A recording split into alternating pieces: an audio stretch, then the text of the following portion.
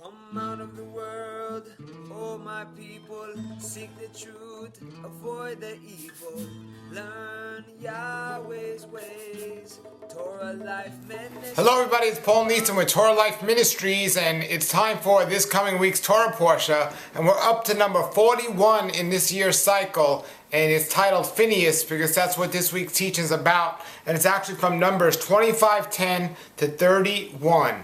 And we saw last week when we ended off that Phineas actually stopped the plague that was destroying Israel by taking a sword and spearing it right into one of the leaders of Israel that took one of the Moabite women into his tent, right in front of the whole tribe, not even trying to hide it. And Phineas showed his righteousness, and he stopped this plague from happening. But more important, he stopped Yahweh's anger from burning.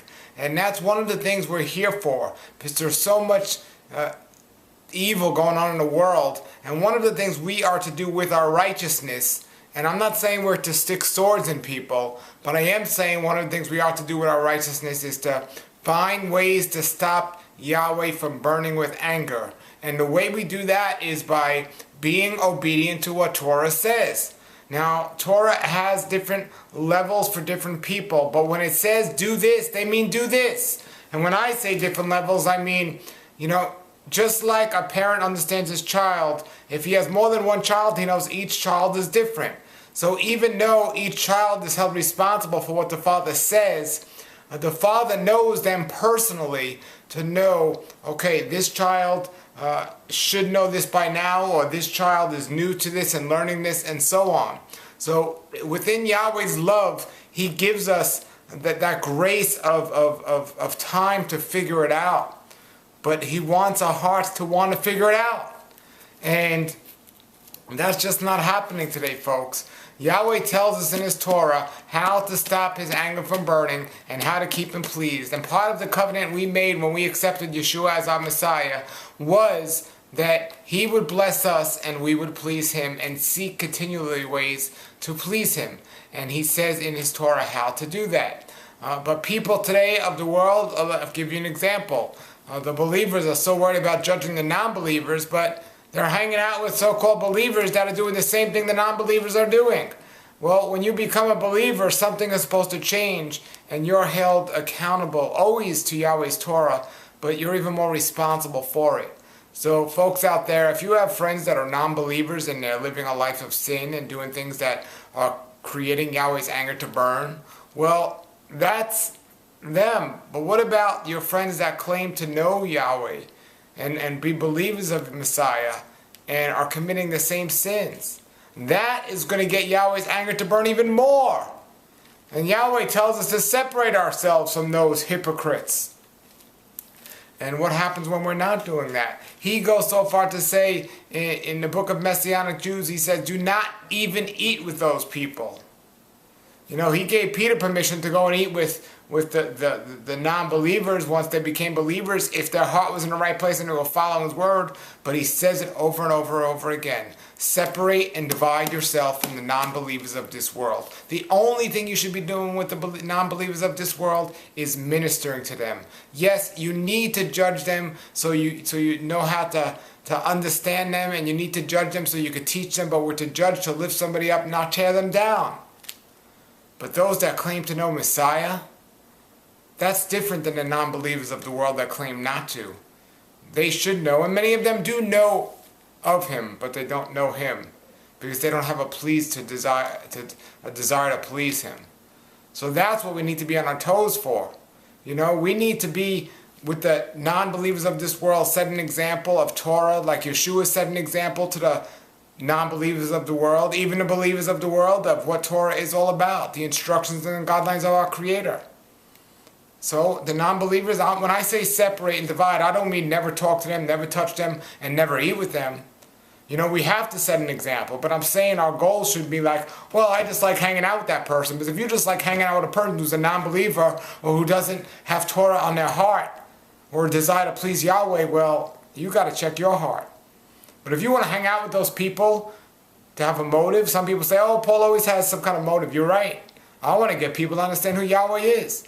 I hang out and love a lot of non-believers. I love hanging out with them because it gives me an opportunity to show them who he is, what he's about, and how we are to live his lives. And when they get upset because I'm keeping a Shabbat or I'm dressing holy, well, that's not my issue, that's their issue. But at least they know somebody's doing it and it can be done, and I'm setting a righteous example. Now, on the other hand, when you have the so-called believers and their actions are living an unrighteous life, well, you got a completely different story in your hands. What do you do with those people?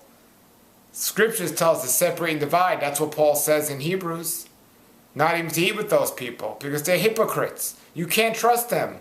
At least you know your enemy. You know the non-believers. You know what they think, and they're open about it. They don't believe in Messiah. They don't believe in this, and you have an opportunity to show them, and they'll be honest. But what about those people that say they are believers, and they go living a life against Scripture?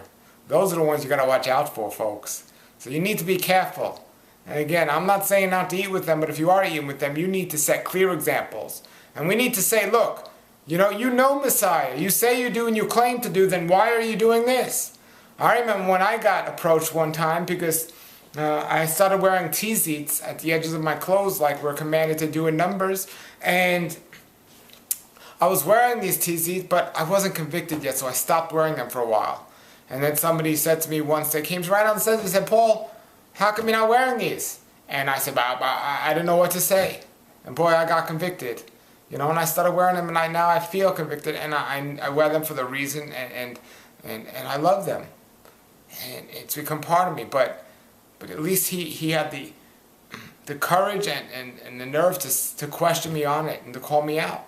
And as believers, we are to set examples for non-believers, but those that claim to be believers but are living a life against the word, we are to call them out. And we are to be harder on them so they, because they're held more responsible. But let's get back to this week's teaching. In this week's teaching, we see Phineas. Now, Phineas was that righteous person with zeal who was, I'm sure set an example for the non-believers, but he was calling out the so-called claiming believers. He called them out and he said, this is the way and this is what you're not doing. And it says here right in the scriptures, it says in this week's reading, in Numbers 25:11, it says, Phineas, the son of Eleazar, the son of Aaron the Cohen, has deflected my anger from the people of Israel by being as zealous as I am. He was zealous, folks. He goes on to say here something very interesting. One of the women of the people that he put the spear to, that were creating all these abominations in their the immoral living. One of the people that he put the spear into, the woman, was a woman of Midian. It says here in Numbers 25:17, treat the Midian as enemies and attack them. You see, understand this, folks. To protect Yahweh's word, we have to protect ourselves from the enemy. But no, the world today tries to take a defense. Yahweh here tells us to protect ourselves by going on the offense. That's something people don't understand. That's something people don't get. Yeah, that's true self-defense. Going on the offense. It says here, treat the Midian as enemies and attack them. Attack them. Now, when Yahweh is telling you to attack them, now what happens if they don't? Well, we saw what happened when Yahweh said to destroy all the unclean, and all the unclean wasn't destroyed. And then we saw what happened in the story of Esther, where all the Jewish people almost destroyed because Samuel didn't listen, and he spared some of the lives. But it says here what happened with the Midian in this week's reading. It says, treat them as your enemies and attack them because they are treating you as enemies by trickery they used to deceive you.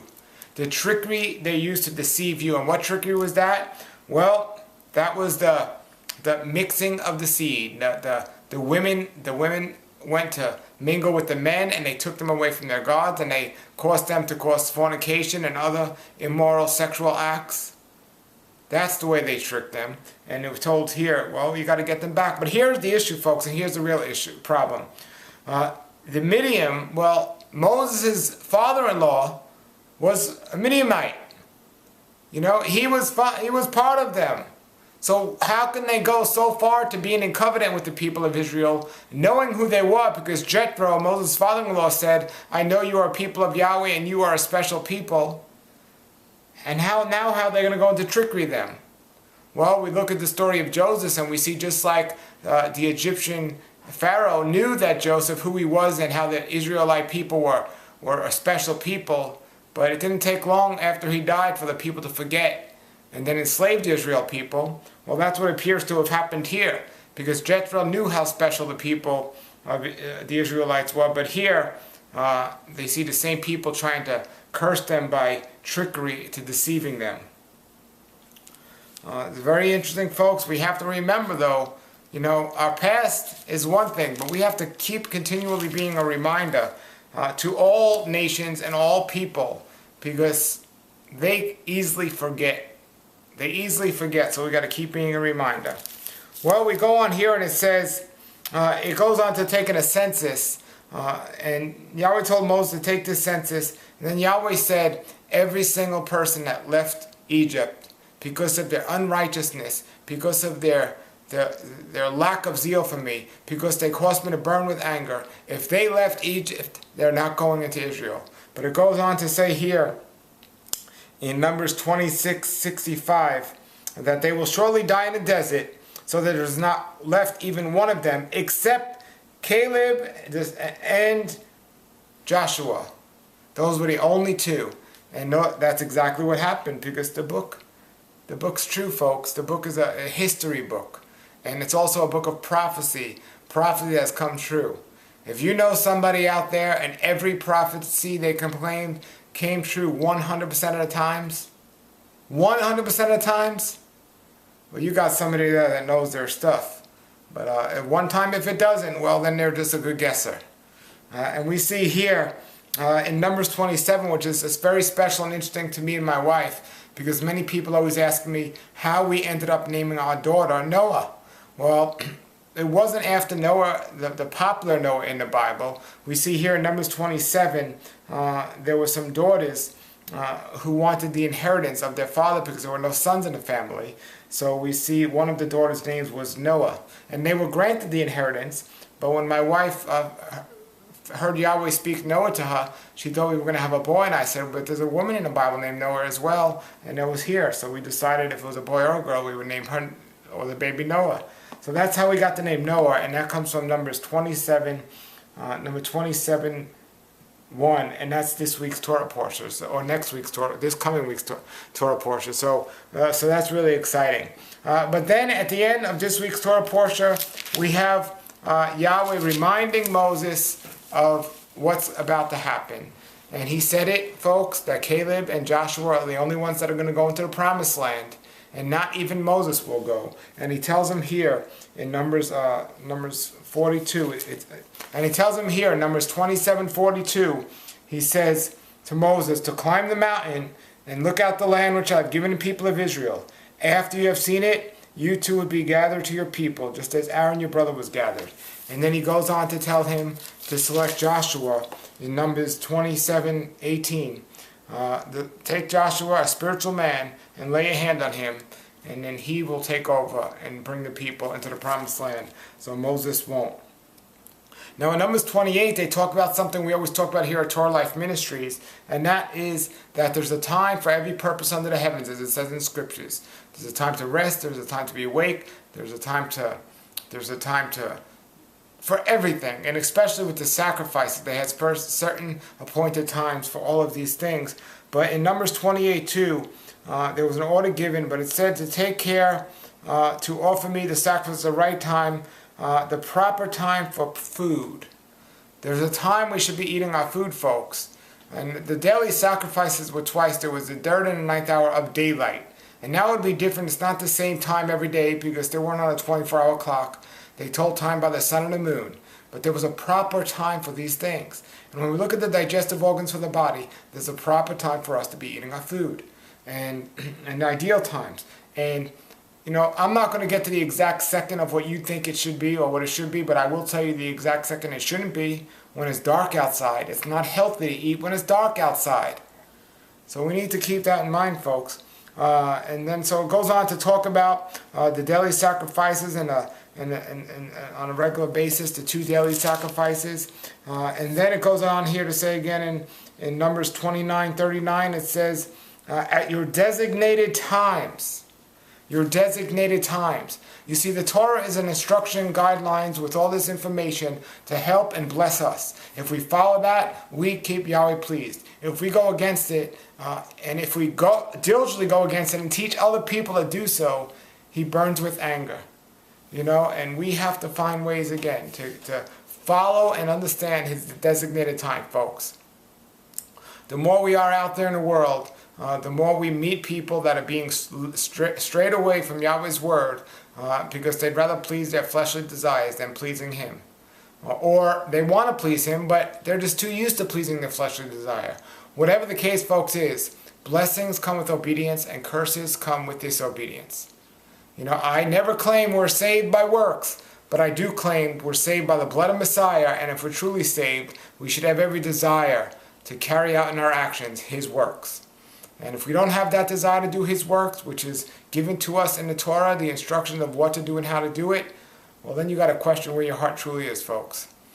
And I tell people, if this message doesn't resonate with you, don't do anything. Don't change at all. But if it does, how can you not do anything? How can you not do something? This word comes from the Torah, folks. And Yeshua told us to study and read the Torah. He was known as the living Torah. The Torah was not done away with. It was in full swing then, and it's in full swing now. We are told to learn what it says and keep it. And keep it. And it says in the scriptures, keep my commandments and you shall not be burdened. All right, everybody, if you have any comments or questions, post them below the video. We have a lot of other great videos at TorahLifeMinistries.org. We have some great videos coming up this week as well. Until then, everybody, enjoy this week's Torah Parashah this week, and have a great Shabbat this coming Shabbat. Until then, have a great day, and Shalom, Shalom. Come out of the world, oh my people, seek the truth, avoid the evil, learn Yahweh.